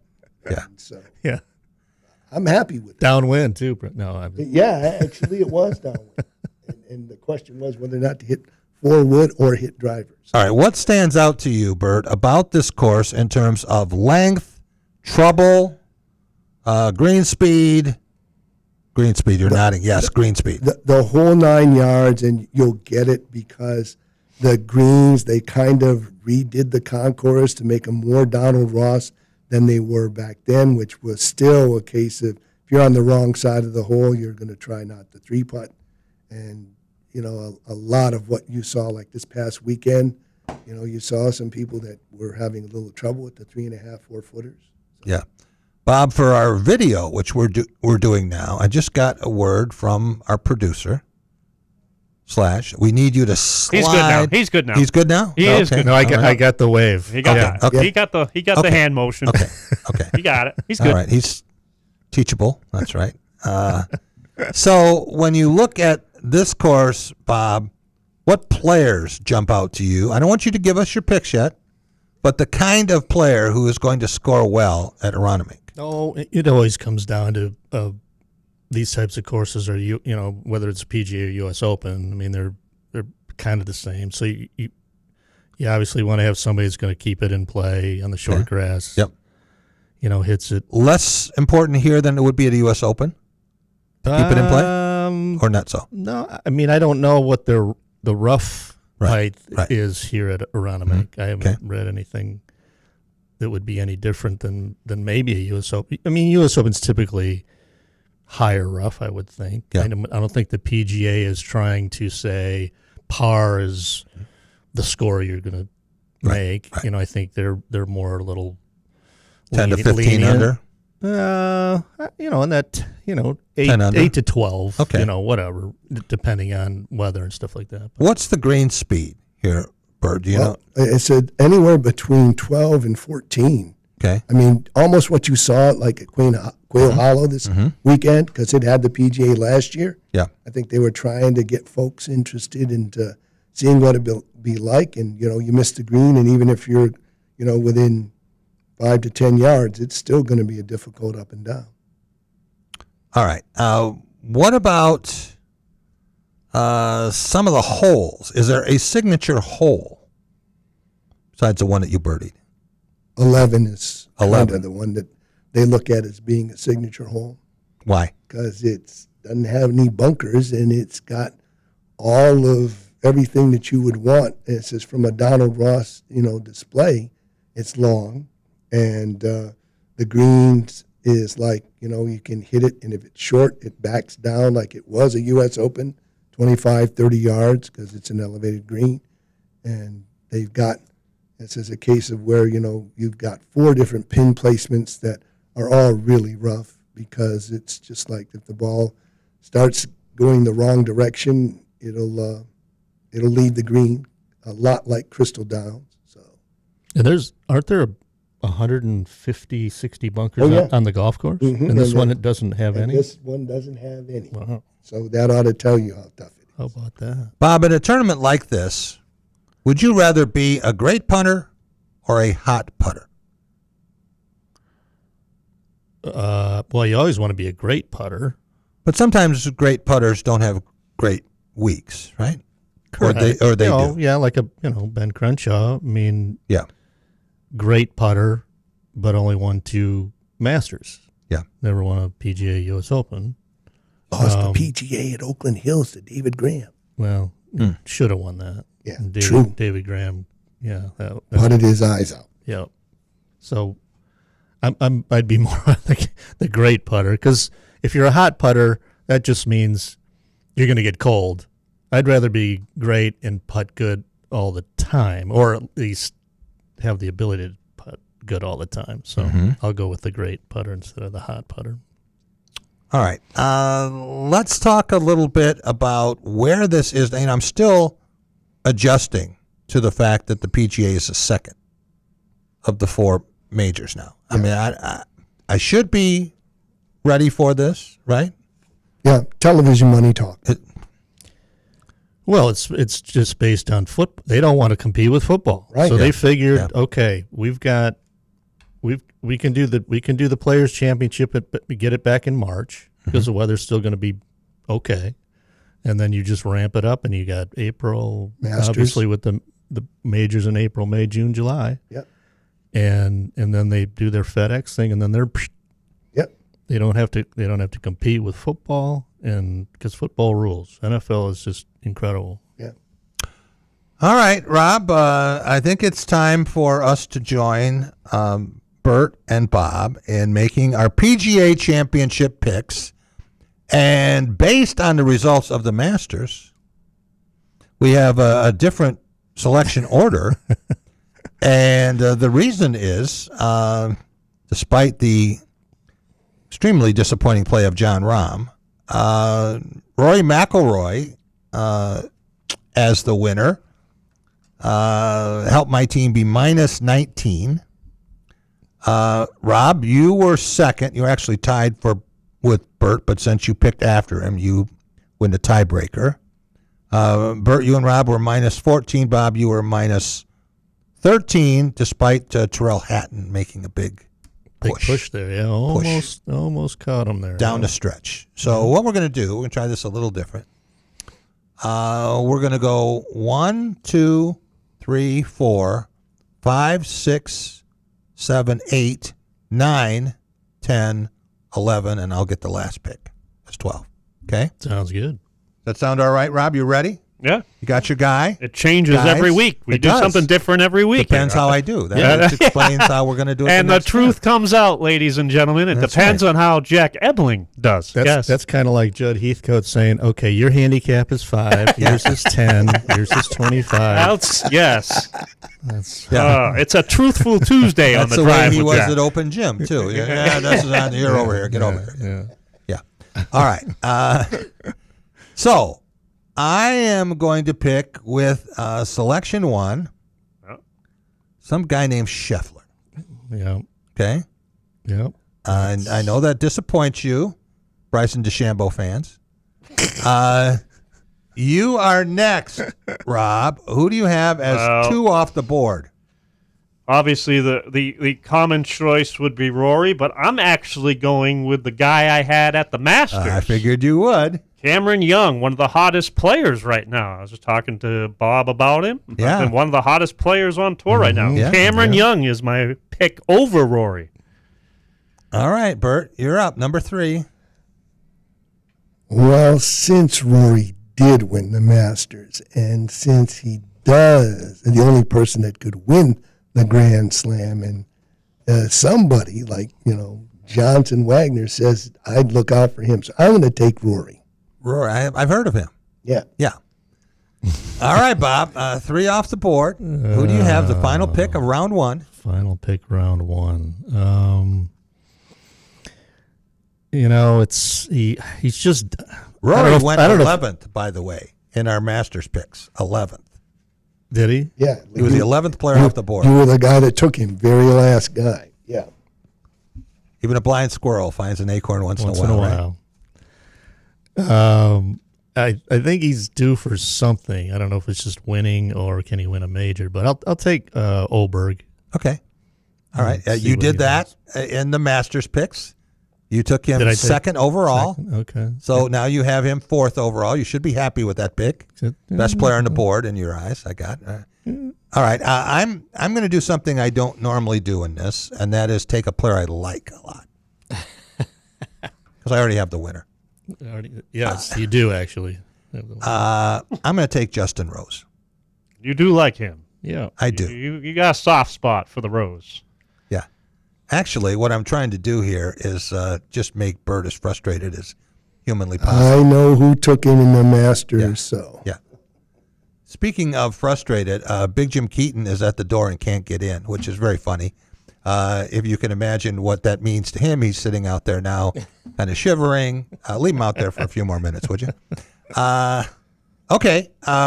Rob, before you try to let Jim in, how about your second round pick, number 6 overall? All right. You know what? I'm going with Matt Fitzpatrick. Oh, was not picked in the Masters. Top 12. He did not get selected. Good pick. Good pick. Yep. Okay.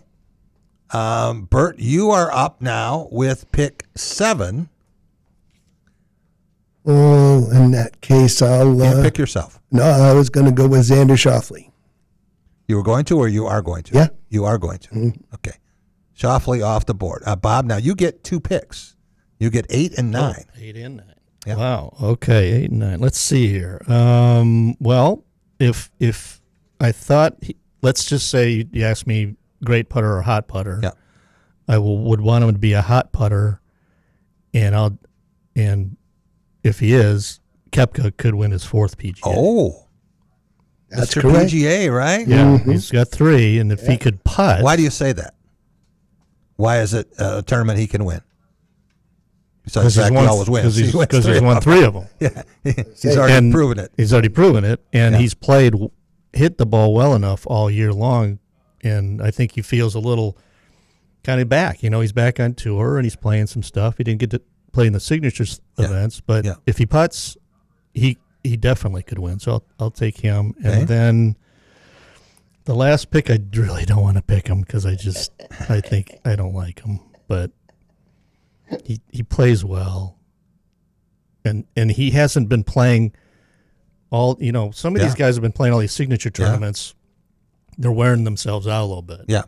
But Patrick Reed's been kind of sitting back. Back there going, okay. He made some noise at the Masters. Too, He right? was played good. He's won a Masters. He's played good in the majors. So I'm going to take Reed. Patrick Reed is the 9th selection, ladies and gentlemen. First off the board in round 3. We come back to Burton Smith for your final pick. Make it a good one. Okay. I'm going to pick another PGA champ, Colin Morikawa. Oh, okay. I was thinking I might be able to get him in round 3. That's a good Hope his back's okay. Yeah, well, He's in a little brittle I here. can feel it tightening up right now. Dead last, then so be it. Can't just swing freely. Okay. Remember how well he played bad back final round of the Masters. So, Rob, I don't know if you've been monitoring these picks. If you need to, what do we got? The last couple here, last 2 or 3. Yeah, what do we have? Tiger Woods is open. You can have him if you want. Yes, this is the pick 11. So you can have whoever you want for pick 11. Okay. Well, I just didn't want to pick that someone else picked because then I wouldn't be able to have him. That's all. Well, if you do, we'll tell you. Okay. Sure. What about Patrick Cantley? Oh, he's available. We'll take Patrick Cantley. Yeah. Patty Ice. There you go. There's my 3. Okay. Pretty confident. Yeah, I got a couple of guys here that I'm still looking at. Okay, I'm going to take a guy that Bob takes a lot. No one's taking John Rahm, right? But I'm not going to take him. How about Tommy Fleetwood? Yeah. That's right. good. There you go. Breakthrough major. I do like picking him. Yeah. He had him a almost bunch. did. Yeah. Yeah. He's just solid. I mean, he's really good. If he'd putt, then I think he'd have 2 majors already. All right. Big Jim Keaton is here in studio now. We're going to bring him in just a couple minutes here. But, Jim, when we have these competitions, because I won one finally, I'm going to quote Larry Bird. Wait, how dare you quote Larry Bird? I'm going to quote Larry Bird. Oh, careful with you. Which one of you guys are going to finish second? And you're going to walk off? And walk off. Yeah. Like Drop this. the mic, walk off, right? Yeah. Okay. Turn on that mic for Big Jim Keaton. There we go. We got it. I didn't know if this was one of our working mics or our broken mic. I got you covered. I got you. Okay. So, gentlemen, congratulations on decent picks. Not, I would say great picks, but decent picks. And this will be a lot of fun as we continue this. And then we'll see, depending on how the results go, what the pick order is for U.S. Open. You mean you're not going to go first, whether you win or not? No. Shinnecock. No. That'll be Yeah. Who won at Shinnecock that last time? I don't remember. You're going to tell us, though, right? Brooks Koepka. Yeah, that's right. Mm-hmm. All right, gentlemen, thanks so much. I appreciate it. Bert, Thank you. Great job, as usual, You're welcome. as our historian. Nobody knows more about golf history, right? I told someone about this, whether it's clubs, courses, rounds, champions. I don't know what else he has in his melon, but he's got all that stuff stored away, right, Bob? No, he's Ivy League, man. He's got a lot of stuff up there. Hey, he was Bright talking guys. about the Montreal Canadiens and before he came in here, which I love to talk about. Oh, yeah. Yeah. Albertin. I know a few Ivy League grads who aren't that bright, but I won't go there. That's okay. All right. I want to welcome in Big Jim Keaton. Bob, I want you to stay right where you are. Okay. Bert, you can play spectator and just laugh at these two. But Jim Keaton is here. He is, of course, the host of Keys to the City on Tuesdays. And, Jimmy, you got a great show planned. You want to tell us a little bit about that for tonight? Well, in honor of hockey Stanley Cup playoffs, we have Hockey Royalty joining us tonight. Yeah. As well as lifelong friends. Yeah. We're going to have the Miller family represented tonight. Miller time.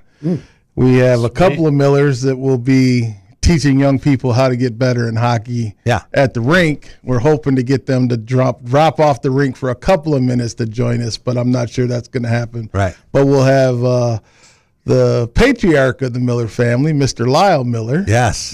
And then his oldest son, Kelly, will join us. And I believe that Kelly's wife, Shelby, will be joining us as well. So we got something to brighten the room up while us old geezers are talking about how it used to be when we grew up and when we were young and had lots of energy, you know. You talk about the Bulla family being the first family of Big Ten football with 3 generations. Fantastic. Incredible number of tackles, but it doesn't quite match the performance of the Millers. Going so deep into that. Yeah. So look forward to that. And Ryan Miller, you probably weren't watching this Stanley Cup playoff game between Montreal and Buffalo, but he was, of course, incredible goaltender for the Buffalo Sabres, maybe the best U.S.-born goaltender of all time. And they had him there. They brought him back to bang this gong, and he right. Was it a drum or a gong? It was a drum. It was a big drum. Yes. Yeah. Yes. And so he is leading the crowd, getting them all revved up. And when you go into KeyBank Arena, where I was for the NCAA basketball tournament, they have like a shrine to Ryan Miller. It's a wall built of kind of what he was a wall. Number retired up there as a Buffalo Sabre as well. Yeah. Hobie Baker Award winner. Absolutely. Absolutely. Yeah. Awesome. Jim, I don't know how often you get to see Bob Possum. You guys were contemporaries, and you said you did not want him to talk about kicking your ass in that game in December of 1979. Is that what you said? I said that I would come on and join you, Jack, as long as he had nothing to say about the Christmas tournament in 1979. That's correct. Can you tell us about that game in detail? Like basket by basket? I will tell you. I'll tell you the one thing that got us off to a little kind of a, everybody's warming up. Yeah. And we're playing at Don Johnson. Yeah. And the crowd is just incredible. And he had home court advantage, too. Well, that's part of the story. Just remember, Bob, he's between you and the door. No, he knows already. He laughed, too, just like I did. And now we take off our warm-ups, and we're ready, and we're both wearing the dark jerseys. Uh-huh. They got their blue, we got our maroon. We're like, what happened? I mean, who didn't know they were wearing white today? Yeah, someone didn't get the memo. Yeah, so now, we start the game, and, It's a psychological warfare you're waging here, who Keaton? am I passing What's it going to? Who am I, I think Coach Stoltz planned that personally. I think he planned the victory. We got that, too. But what do you remember about the game, Bob? Oh, it was just a battle. Just another win. No. I mean, Nothing these guys special. won the state title. They were really good. We lucked out a little bit and got a win. I mean, at double overtime. I mean, it's just it was an incredible night. I know they hated to lose. Yeah. And we, it made our season. Yeah. Because we didn't win a state title. You waited, and then That was our best win of the year. Okemos got 2 of them, right? Yeah. Just a unbelievable night of basketball. Yeah. Yeah. What do you remember about that night, Jim?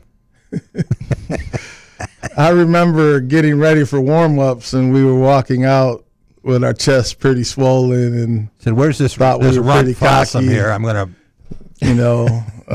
teach him something when he comes into the paint." And I didn't go in there very often. Let me tell you.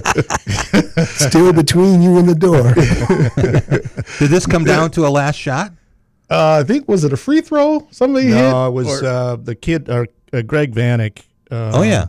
He hit a little baseline 10, 12-footer in double overtime to win it. Yeah. Yeah. Your assist? You got the assist on that? Yeah. Let's just say you I did. did. The memories aren't as good for the losing side. When did you fall out of that game, Jim? I think in the second overtime. And you lost the battle but won the war. Yeah.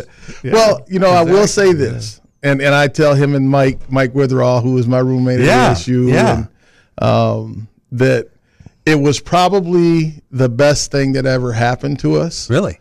Because we were smelling ourselves pretty good. A little cocky. It's hard to imagine Jim Keaton and being a little cocky. I can't envision. Confident, Jack. Not confident. Overconfident. Because when you stir to drink, you don't worry about what it looks like in the glass. But I talked to Bobby and I talked to Mike about it a lot. But that loss caused us to refocus to say, if you're not ready to play on any night, you can lose your dream. And getting ready, and it was a tournament, but it wasn't the March Madness tournament. But I think it got us focused. We came back in early January and beat Battle Creek Central at a buzzer beater that Sam hit a half-court shot. And that kind of was the beginning of us believing that we could do anything. And then, of course, the biggest rivalry we had that year was with Ypsilanti. Right. And they were a great team. And it's kind of like the Knicks and the Bulls, Ypsi were the Knicks and we were the Bulls. They couldn't get over the hump. But just a great time for basketball. And your team's record that year was a state 26-1. 26-1. Only ones. Bob, your team's record was 21-2. 21-2. You guys lost to Beecher, right? Your Lost senior to year? Beecher, yeah.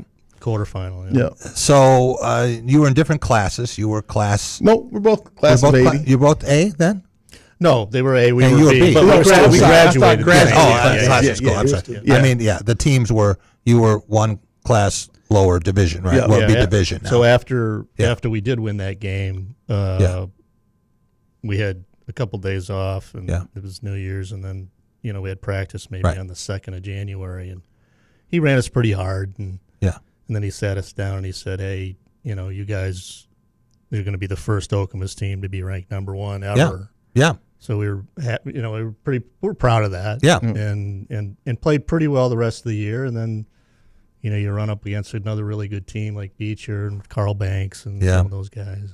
Killer. Well, what was you guys also, because you guys were in the Capital Circuit at that time, right? Yeah. And excuse me, and Lakewood had a really good team with Jeff Heidi and we beat them in the regional final at Lakewood. At Lakewood, yeah. And I remember coming to that game actually. Oh. You guys were all tight. You were friends. I mean, buddies. me and Witherall. Yeah.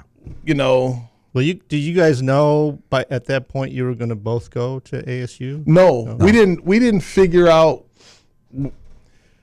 because Darryl didn't announce till late. Yeah. That they were moving. Yeah. And then recruiting changed a little bit. Yeah. Mike came for the same reasons I did, and it was the sunshine. Yeah. And and it was. I mean, the females weren't bad either out at the fountain, right? I didn't notice. That was the first time I learned about the United Nations because I wanted to meet somebody from every country. You met them all right. Yeah. I wanted to try to get there every chance I could. Literally, you got what are you doing for your break? I'm coming out. Yeah. First time we went out there for a football game in 1986, the guy was driving a car, Steve Grinsell. He only went in the ditch 3 times. Every time he would see some, look at her. Yeah. Amazing. So, Bob, had you been in Class A instead of Class B, and you had a rematch with the Quakers instead of playing Beecher, would you have won again? Oh, I doubt it. Probably not. I doubt it. Would have been a little payback, right, Jim? Jimmy and Sammy, and I mean, that's just one of the best teams I think Lansing's really ever had. Did you hear that, Dale Beard? In fact, I have kind of gotten myself out of it, so I might as well burn a little more. I have said that I think the 80 Eastern team would have beaten the 77 Everett team. Now, two great teams, and it would have been, but if I had to pick, okay, put the revolver up, I would have said I would take Eastern. Now, where I really get in trouble is, I'm not sure that either one of those teams would have beaten Carlton Valentine's Sexton team. Oh my God! That had the 5 college players, and I saw about that. I saw what Denzel and Bryn Forbes and Jalen Hayes and Anthony Clements started at Iowa, and Trevor Manuel. And they blitzed through the state tournament in an embarrassing fashion for the opponents. So it would have been an interesting game. Jack, I will tell you this. Yeah. That they couldn't beat our second team. I'll go on record and say that there's no way these guys would lose to Sexton. Really? There's no way. Okay, well, if Jim says it, I'm going to just assume it's braggadocio. If you say it, I got to reconsider this whole argument now. Yeah. All right. Well, one more thing about basketball, Jim. Well, AI will let you guys actually play that game. Yeah. They will really know. Oh, Bert, we got to do that, and you can be my color guy, and we will broadcast. We'll do the play-by-play of that game. We'll get the script, right? Yep. Just as long as we play with 80s rules. And if you would like to... Well, I know we got one bad boy here. Can't walk. Yeah. That's right. And we could do bet ROB. Rob can be in charge of all of that coming in. When you think about what we saw last night with the Cavaliers and the Pistons, Bob, have you ever seen anything better than Donovan Mitchell in the second half with those 39 points? And if he didn't miss a free throw at the end, he would have had 40 points in the second half. It was incredible. I mean, I watched that third quarter, and I was so disgusted with the Pistons. I turned it off, so I didn't see all of his points because I was like, "You guys are horrible." Yeah. And funny part was they took him out of the game. They took all the starters out, and the game's over. And suddenly, it's an 8-point game with less than a minute to go, and Kenny Atkinson's timeout. I got to put my guys back in, right? Yeah, that's like Joe B. Hall at Kentucky. He had to put his guys back in when he won his title against Duke. Yep. So what happens in Game 5, Bob? Well, I mean, Cavs can't win on the road. That's right. So I'm expecting the Pistons won't play as bad as they did last night. They'll put on a better performance, and I think they'll probably win somehow. You ever see a guy get 39 points in the second half after 4 in the first half, Jim? No, but I've seen Mr. Vincent go off for 26 or 27. Yeah. And it's just like, get out the way, rebound the ball, and give it to him. I saw him get 33 after the break at Purdue. 33. Ooh, he had 6 in the first half, and it didn't look like they were going anywhere. And Judd gave him a little attitude adjustment. Okay, gave him a lot of attitude adjustment, right? And they came out in the second half, and he could not miss that mid-range jumper and getting and ones. And they went into overtime and won in Mackey Arena. And Judd said it may have been either that or Scott Skiles putting up 45 at Minnesota. Yeah. Where the two, just the guy was in another world. Talk about a zone. Yeah. He was there.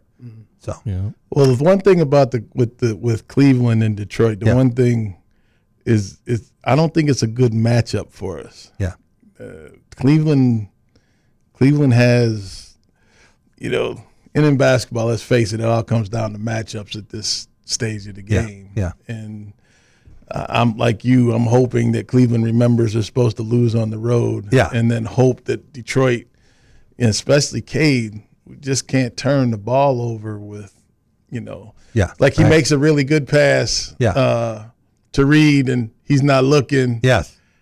and it's like, my bad. And then he comes down and throws it away. Yeah. And, now he's got turnovers. And at times when we're trying to get back in the game, and bottom line is they can't turn the ball over. Right. And if we can not turn it over, then we're going to be okay. Hey, those 3 turnovers in a row Saturday. Those were the one that Max Struess went up and stole the inbounds pass. I don't know how he did that. That was an incredible play. Yeah. Gentlemen, thanks so much. Bert, Bob, always appreciate you coming in for these Grand Slam tournament previews. And Keys to the City, that's going to be great fun. Lyle and Kelly and Jim here entertaining you, and looking forward to that. Want to thank all of our guests today. Jim Gum from Cleveland, Tennessee, the Blitz newsletter, everything you ever wanted to know about college football. Tom Lang here for The Long Drive, along with Lindsay Southwell from Shanty Creek. And you heard his interviews with Kathy Cooper from the Meyer LPGA Classic. And Lexi Thompson, one of the most popular players on tour at the event ending on Father's Day. Tom Crawford, Blue Belly Tom, he would have come in here and refereed this. I appreciate him being with us. Bob Fossum and Burton Smith, our Majors panel. Jim Keaton here. Stay tuned for Keys to the City. We'll be back with you tomorrow, everyone, maybe from LCA. Have a great night.